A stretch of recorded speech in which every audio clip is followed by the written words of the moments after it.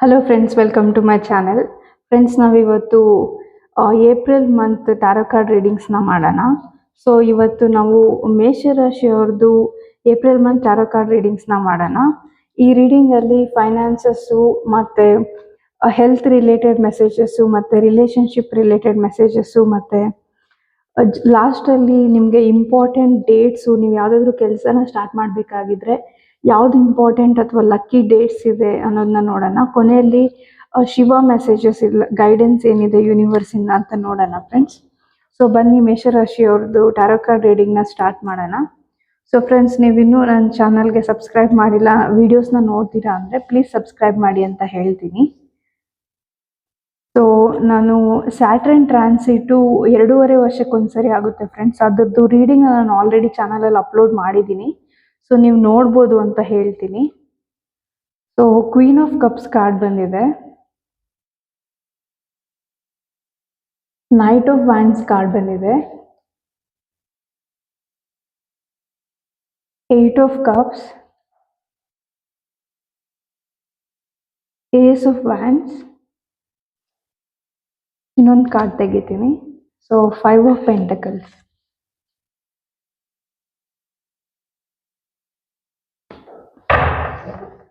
So friends, ಈ ರೀಡಿಂಗ್ನ ನೋಡ್ತಿರೋರು ಮೇಷ ರಾಶಿ ಇಲ್ಲ ಅಂದರೆ ಮೇಷ ಲಗ್ನದವ್ರು ಯಾರಾದರೂ ಆಗಿರ್ಬೋದು ಅಂತ ಹೇಳ್ತೀನಿ.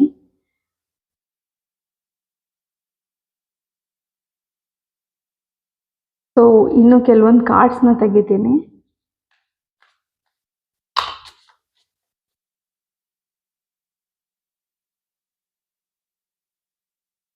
ಸೊ ಫ್ರೆಂಡ್ಸ್, ಇಲ್ಲಿ ಕೆಲವೊಬ್ಬರು ಯಾವುದೋ ಒಂದು ಆಪರ್ಚುನಿಟೀಸ್ನ ನಿಮ್ಮ ಲೈಫಲ್ಲಿ ಮಿಸ್ ಮಾಡ್ಕೊಂಡಿದ್ದೀನಿ ಅಂತ ಕೆಲವೊಬ್ಬರು ಸ್ಯಾಡ್ ಫೀಲ್ ಮಾಡ್ತಿದ್ದೀರಾ ಅಂತ ಹೇಳ್ತೀನಿ ಫ್ರೆಂಡ್ಸ್. ಅಂದರೆ ಆಲ್ರೆಡಿ ನಿಮಗೆ ಯೂನಿವರ್ಸು ಇಲ್ಲ ಯಾವುದೋ ಪರ್ಸನ್ನು ಇಲ್ಲ ಯಾವುದೋ ಜಾಬ್ ಆಫರು ನಿಮಗೆ ಸಿಕ್ಕಿರ್ಬೋದು, ಬಟ್ ನೀವು ಅದನ್ನು ಯಾವುದೋ ನಿಮ್ಮ ಪರ್ಸ್ನಲ್ ರೀಸನ್ಸಿಂದ ರಿಜೆಕ್ಟ್ ಮಾಡಿದ್ದೀರಾ ಅಂತ ಹೇಳ್ತೀನಿ. ಸೊ ಆ ರಿಜೆಕ್ಷನ್ ರಿಲೇಟೆಡ್ ಆಗಿ ನೀವು ಆ್ಯಕ್ಷನ್ ತೊಗೊಂಡಿಲ್ಲ, ಮತ್ತು ನೀವು ಆ್ಯಕ್ಷನ್ ತೊಗೊಂಡಿಲ್ಲ, ನಾನು ತಪ್ಪು ಮಾಡಿದೆ ಅಂತ ಯಾರಾದರೂ ಅಂದ್ಕೊಂಡಿರ್ಬೋದು ಅಂತ ಹೇಳ್ತೀನಿ. ಸೊ ನಿಮಗೆ ಯಾರಾದರೂ ಪರ್ಸನ್ ಏನಾದರೂ ಆಫರ್ ಮಾಡಿರ್ಬೋದು, ಇಲ್ಲ ನೀವೇನಾದರೂ ಲೋನಿಗೆ ಅಪ್ಲೈ ಮಾಡಬೇಕು ಅಂತ ಅಂದ್ಕೊಂಡು ಅಪ್ಲೈ ಮಾಡಿರ್ಬೋದು, ಬಟ್ ಅದು ಲೋನ್ ಸ್ಯಾಂಕ್ಷನ್ ಆಗೋ ಟೈಮಲ್ಲಿ ನೀವು ಬೇಡ ಅಂತ ಡಿಸೈಡ್ ಮಾಡಿರ್ಬೋದು. ಇನ್ನೂ ಕೆಲವೊಬ್ಬರು ಜಾಬ್ ಆಪರ್ಚುನಿಟೀಸು ನಿಮಗೋಸ್ಕರ ಬಂದಾಗ ನೀವು ಆ ಜಾಬ್ ಆಪರ್ಚುನಿಟೀಸ್ನ ಅಕ್ಸೆಪ್ಟ್ ಮಾಡ್ಕೊಂಡಿರ ನೀವೇ ಬೇಡ ಅಂತ ಡಿಸಿಷನ್ನ ತೊಗೊಂಡಿರ್ಬೋದು ಅಂತ ಹೇಳ್ತೀನಿ. ಸೊ ಕೆಲವೊಬ್ಬರು ನೀವು ನಿಮ್ಮ ಲೈಫಲ್ಲಿ ಹಿಂದೆ ಮಾಡಿರೋ ನಿರ್ಧಾರಗಳಿಂದ ರಿಗ್ರೆಟ್ ಮಾಡ್ತಿದ್ದೀರಾ ಅಥವಾ ಮಾಡಿದ್ದೀರಾ ಅಂತ ಹೇಳ್ತೀನಿ ಫ್ರೆಂಡ್ಸ್. ಸೊ ಕೆಲವೊಬ್ಬರಿಗೆ ನಾನು ನನ್ನ ಲೈಫಲ್ಲಿ ತಪ್ಪು ಮಾಡಿಬಿಟ್ಟೆ, ಯಾವುದೋ ಒಂದು ವಿಚಾರದ ಬಗ್ಗೆ ಸರಿಯಾಗಿ ನಿರ್ಧಾರ ತಗೊಂಡಿಲ್ಲ ಅಂತ ತುಂಬ ಓವರ್ ಥಿಂಕ್ ಮಾಡ್ತಿದ್ದೀರಾ ಅಥವಾ ಮಾಡಿದ್ದೀರಾ ಅಂತ ಹೇಳ್ತೀನಿ. ಬಟ್ ಫ್ರೆಂಡ್ಸ್, ನೀವು ಇಲ್ಲಿ ಏನು ಅರ್ಥ ಮಾಡ್ಕೊಬೇಕಂತಂದರೆ, ನಿಮ್ಮ ಲೈಫಲ್ಲಿ ನೀವೇನೇ ನಿರ್ಧಾರ ತಗೊಂಡಿದ್ರು ಆ ಸಿಚುವೇಶನಿಗೆ ಆ ಟೈಮ್ಗೆ ಯಾವುದು ಸರಿ ಇದೆ ಆ ನಿರ್ಧಾರನ ತಗೊಂಡಿರ್ತೀರ. ಹಾಗಾಗಿ ಆ ಸಿಚುವೇಶನ್ನಿಂದ ಮುಂದೆ ಬಂದು ಕೆಲವೊಂದು ತಿಂಗಳಾದಮೇಲೆ ನಿಮಗೆ ನಿಮ್ಮ ನಿರ್ಧಾರ ತಪ್ಪು ಅಂತ ಅನಿಸ್ಬೋದು, ಬಟ್ ಆ ಸಿಚುವೇಶನಲ್ಲಿ ನೀವು ಸರಿಯಾದ ನಿರ್ಧಾರನೇ ತಗೊಂಡಿರ್ತೀರಾ ಅನ್ನೋದನ್ನು ನೀವು ನಂಬಬೇಕು, ನಿಮ್ಮ ಮೇಲೆ ನೀವು ನಂಬಿಕೆ ಇಡಬೇಕು ಅಂತ ಯೂನಿವರ್ಸ್ ನಿಮಗೆ ಹೇಳ್ತಿದ್ದಾರೆ ಫ್ರೆಂಡ್ಸ್.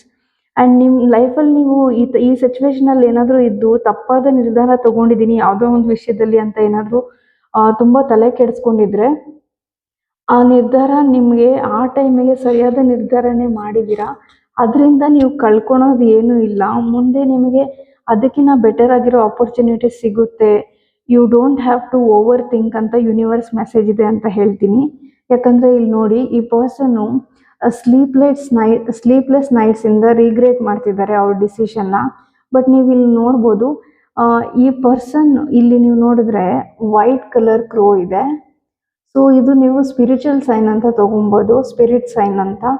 ಸೊ ಇದೇನು ಹೇಳ್ತಿದೆ ಅಂದರೆ, ನೀವು ಈ ಬ್ಯಾಡ್ ಡಿಸಿಷನ್ ಮಾಡಿದ್ದೀನಿ ಅಂತ ಈ ನೆಗೆಟಿವಿಟಿನೇ ನೋಡ್ತಿದ್ದೀರಾ. ಬಟ್ ಯೂನಿವರ್ಸ್ ನಿಮ್ಗೆ ಹೇಳ್ತಿದ್ದಾರೆ, ನೀವು ಯಾವ ನಿರ್ಧಾರ ನನ್ನ ಲೈಫಲ್ಲಿ ತಪ್ಪಾಗಿ ತೊಗೊಂಡಿದ್ದೀನಿ ಅಂತ ಅಂದ್ಕೊಂಡಿದ್ದೀರೋ ಅದು ಆ ಸಮಯಕ್ಕೆ ಏನು ಸರಿ ಅದನ್ನು ನಿರ್ಧಾರ ತೊಗೊಂಡಿದ್ದೀರಾ. ಅದರಲ್ಲಿ ರಿಗ್ರೆಟ್ ಮಾಡೋ ಥರ ಓವರ್ ಥಿಂಕ್ ಮಾಡೋ ಥರ ಯೋಚನೆ ಮಾಡೋಕ್ಕೆ ಹೋಗಬೇಡಿ.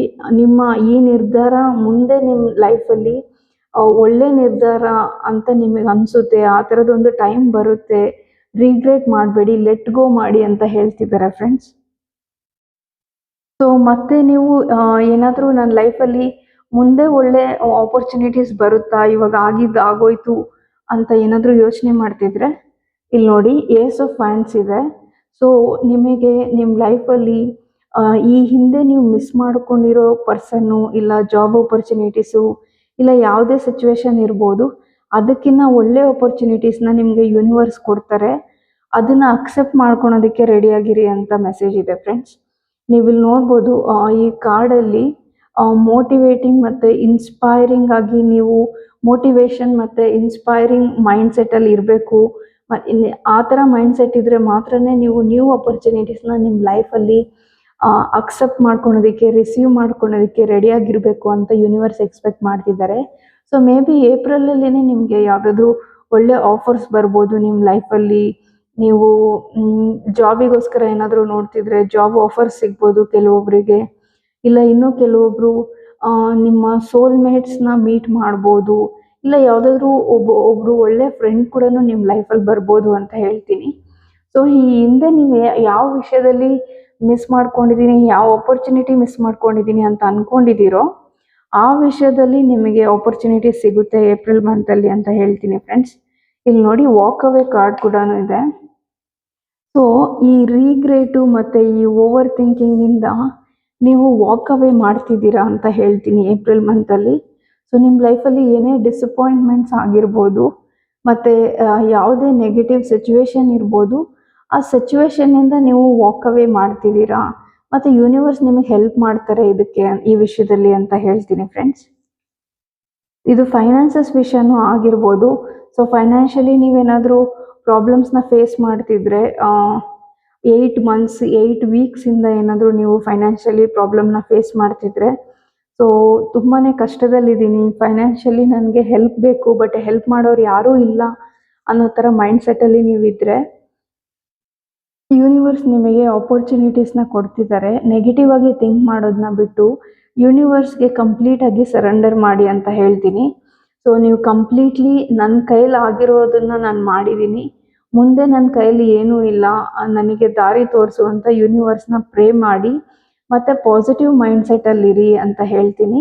ಸೊ ಈ ಥರ ಫೈನಾನ್ಷಿಯಲ್ ಪ್ರಾಬ್ಲಮ್ ಯಾರಾದರೂ ಫೇಸ್ ಮಾಡ್ತಿದ್ರೆ ಪಾಸಿಟಿವ್ ಮೈಂಡ್ಸೆಟ್ಟಲ್ಲಿ ನೀವು ಇರೋದ್ರಿಂದ ನಿಮ್ಮ ಫೈನಾನ್ಷಿಯಲ್ ಪ್ರಾಬ್ಲಮ್ಮು ಕಂಪ್ಲೀಟಾಗಿ ಸಾಲ್ವ್ ಆಗಿಲ್ಲ ಅಂದರೂ ಏನಾದರೂ ಒಂದು ದಾರಿ ಸಿಗುತ್ತೆ ಆ ಪ್ರಾಬ್ಲಮಿಂದ ಹೊರಗೆ ಬರೋದಕ್ಕೆ ಅಂತ ಹೇಳ್ತೀನಿ ಫ್ರೆಂಡ್ಸ್. ಇನ್ನು ಕೆಲವೊಬ್ಬರಿಗೆ ನಿಮ್ಮ ಲೈಫಲ್ಲಿ ನೀವು ಗ್ಲೋ ಆಗಬೇಕು ಅಂತ ಯೂನಿವರ್ಸ್ ನಿಮಗೆ ಆಪರ್ಚುನಿಟೀಸ್ನ ಕೊಡ್ತಿದ್ದಾರೆ ಅಂತ ಹೇಳ್ತೀನಿ. ನೀವಿಲ್ಲಿ ನೋಡ್ಬೋದು ಈ ಪರ್ಸನ್ನು ಯೋಗ ಪೋಸಲ್ಲಿದ್ದಾರೆ, ಬಟ್ ಇವ್ರ ಹಾರ್ಟ್ ಚಕ್ರ ಓಪನ್ ಆಗಿದೆ. ಸೊ ನೀವು ನಿಮ್ಮ ಹೆಲ್ತ್ ಬಗ್ಗೆ, ನಿಮ್ಮ ಫಿಟ್ನೆಸ್ ಬಗ್ಗೆ ಮತ್ತು ನಿಮ್ಮ ಅಪಿಯರೆನ್ಸ್ ಬಗ್ಗೆ, ನಿಮ್ಮ ಸೆಲ್ಫ್ ಕಾನ್ಫಿಡೆನ್ಸ್ ಬಗ್ಗೆ ನೀವು ಗಮನ ಕೊಡ್ತೀರಾ ಏಪ್ರಿಲ್ ಮಂತಲ್ಲಿ ಅಂತ ಹೇಳ್ತೀನಿ.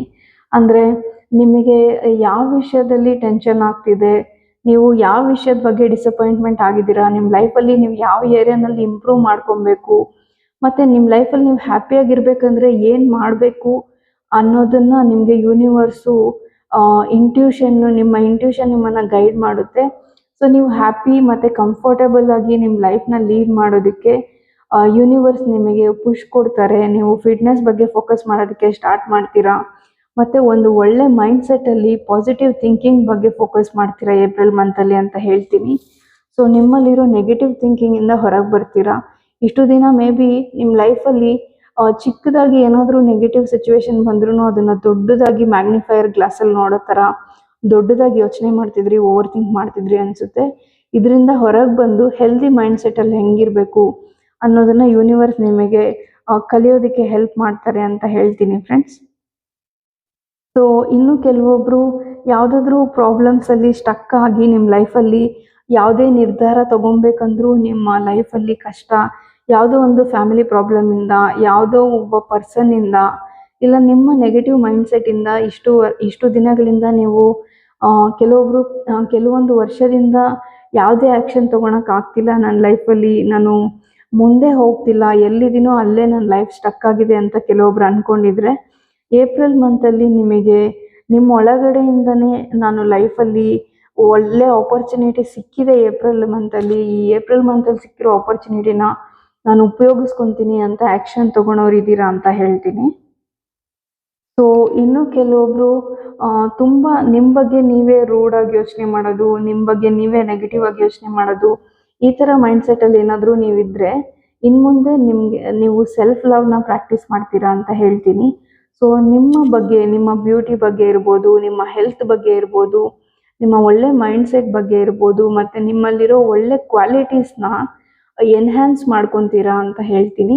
ಓವರಾಲ್ ಹೇಳೋದಾದರೆ ಏಪ್ರಿಲ್ ಮಂತಲ್ಲಿ ಒಳ್ಳೆ ಮೈಂಡ್ಸೆಟ್ಟಲ್ಲಿ ನೀವು ಇರ್ತೀರಾ ಅಂತ ಹೇಳ್ತೀನಿ ಫ್ರೆಂಡ್ಸ್. ಸೊ ಈಗ ನಾವು ಶಿವ ಗೈಡೆನ್ಸ್ ಏನಿದೆ ಅಂತ ನೋಡೋಣ ನಿಮಗೆ April ಮಂತಲ್ಲಿ.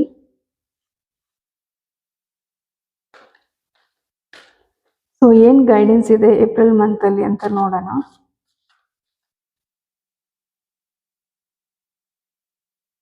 Trishul, Trident, the power. This card brings forth the symbolism of Trishul of Trident, representing the power of break free from illusion and ego. It urges you to harness the power of knowledge, gain wisdom, embrace the path of spiritual growth. ನೋಡಿ friends, ನಾನು ಆಗಲೇ ಹೇಳ್ದಂಗೆ ನೀವು ತುಂಬ caring ಮತ್ತು loving person, ಅಂದರೆ ನಿಮ್ಮ ಜೊತೆ ನೀವೇ ಲವಿಂಗ್ ಆ್ಯಂಡ್ ಕೇರಿಂಗ್ ಪರ್ಸನ್ ಆಗ್ತೀರಾ. ಮತ್ತು ನಿಮ್ಮ self development, overall mind soul body ಬಗ್ಗೆ ನೀವು ಫೋಕಸ್ ಮಾಡ್ತೀರಾ ಅಂತ ಹೇಳಿದ್ದೆ ನಾನು ನಿಮಗೆ ಆವಾಗಲೇ ಈ ಕಾರ್ಡ್ಸಲ್ಲಿ. ಸೊ ಇಲ್ಲಿ ನೋಡಿ ಅದೇ ಬಂದಿದೆ, break free from the illusion and ego.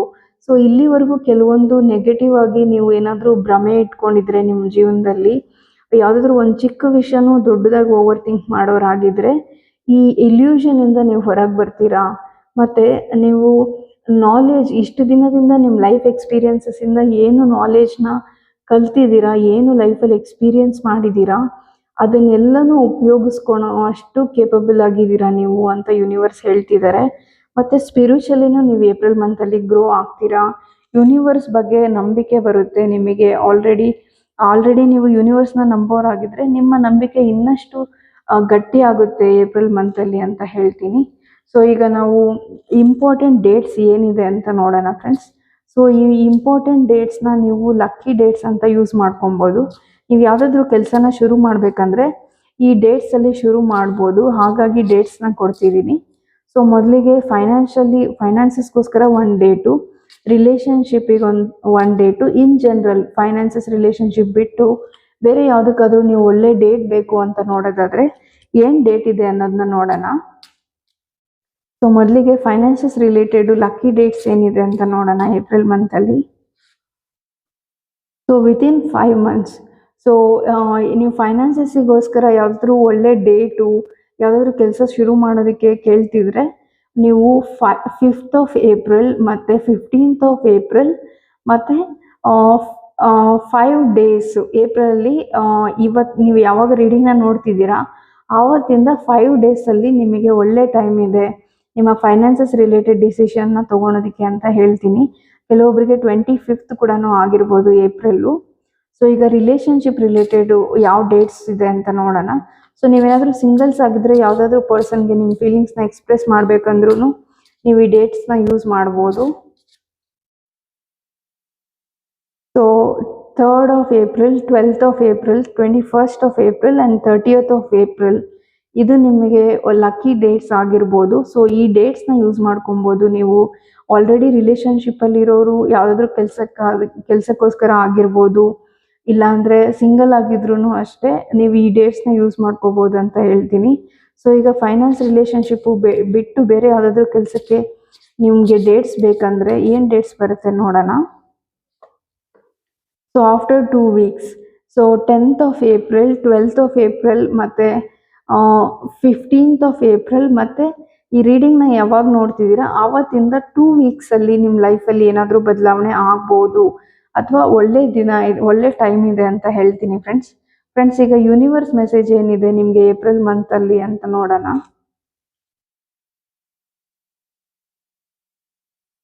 Stop always being emotional, try to learn emotionally intelligent ಅಂತ ಇದೆ. ಸೊ ಫ್ರೆಂಡ್ಸ್, ನೀವು ಯಾವುದಾದ್ರೂ ವಿಷಯದ ಬಗ್ಗೆ ಯಾವಾಗಲೂ ಎಮೋಷ್ನಲ್ ಆಗಿ ಥಿಂಕ್ ಮಾಡ್ತಿದ್ದೀರಾ ಅಂತಂದರೆ ನೀವು ಎಮೋಷನ್ಸ್ನ ಬಿಟ್ಟು ಲಾಜಿಕಲ್ ಆಗಿ ಯೋಚನೆ ಮಾಡಿ ಆ ವಿಷಯದ ಬಗ್ಗೆ. ಸೊ ನೀವು ಯಾವ ಪ್ರಾಬ್ಲಮಲ್ಲಿ ಇದ್ದೀರಾ ಪ್ರೆಸೆಂಟ್ಲಿ, ಆ ಪ್ರೆಸೆಂಟ್ ಸಿಚುವೇಶನಲ್ಲಿ ನಿಮ್ಮ ಎಮೋಷ್ನಲಿ ಯೋಚನೆ ಮಾಡೋದನ್ನು ಕಡಿಮೆ ಮಾಡಿ ಆ ಸಿಚುವೇಶನಲ್ಲಿ ಲಾಜಿಕಲ್ ಆಗಿ ಯೋಚನೆ ಮಾಡೋದಕ್ಕೆ ಟ್ರೈ ಮಾಡೋದ್ರಿಂದ ನಿಮ್ಮ ಪ್ರಾಬ್ಲಮ್ಗೆ ಸೊಲ್ಯೂಷನ್ ಸಿಗುತ್ತೆ ಅಂತ ಹೇಳ್ತೀನಿ ಫ್ರೆಂಡ್ಸ್. ಸೊ ಎಮೋಷನ್ಗಿನ್ನ ಲಾಜಿಕಲಿ ನಿಮ್ಮ ಸಿಚುವೇಶನ್ಸ್ನ ಡೀಲ್ ಮಾಡಿ ಏಪ್ರಿಲಲ್ಲಿ ಅಂತ ಹೇಳ್ತೀನಿ. ಸೊ ಎಮೋಷನ್ಸ್ಗಿಂತ ಲಾಜಿಕಲಿ ಏಪ್ರಿಲ್ ಮಂತಲ್ಲಿ ನಿಮ್ಮ ಲೈಫಲ್ಲಿ ಏನೇ ಪ್ರಾಬ್ಲಮ್ ಬಂದರೂ ಲಾಜಿಕಲಿ ಹ್ಯಾಂಡಲ್ ಮಾಡಿ ಅಂತ ಹೇಳ್ತೀನಿ ಫ್ರೆಂಡ್ಸ್. ಸೊ ಫ್ರೆಂಡ್ಸ್, ಇದು ನಿಮ್ಮ ರೀಡಿಂಗ್ ಆಗಿತ್ತು. ನಿಮಗೆ ಈ ರೀಡಿಂಗ್ ಇಷ್ಟ ಆಗಿದ್ರೆ ಥ್ಯಾಂಕ್ ಯು ಯೂನಿವರ್ಸ್ ಅಂತ ಮೆಸೇಜ್ ಮಾಡಿ. ಇಲ್ಲಾಂದರೆ ನಿಮ್ಮ ಲೈಫಲ್ಲಿ ಏಪ್ರಿಲ್ ಮಂತಲ್ಲಿ ನೀವು ಏನು ಮ್ಯಾನಿಫೆಸ್ಟ್ ಮಾಡೋದಕ್ಕೆ ಇಷ್ಟಪಡ್ತೀರಾ, ನಿಮ್ಮ ಲೈಫಲ್ಲಿ ನಿಮಗೆ ಏನು ಬೇಕು ಅನ್ನೋದನ್ನ ಕಮೆಂಟ್ ಮಾಡಿ ತಿಳಿಸಿ ಅಂತ ಹೇಳ್ತೀನಿ ಫ್ರೆಂಡ್ಸ್. ಸೊ ಇದು ನಿಮ್ಮ ಓವರಾಲ್ ರೀಡಿಂಗ್ ಆಗಿತ್ತು. Thank you for watching friends.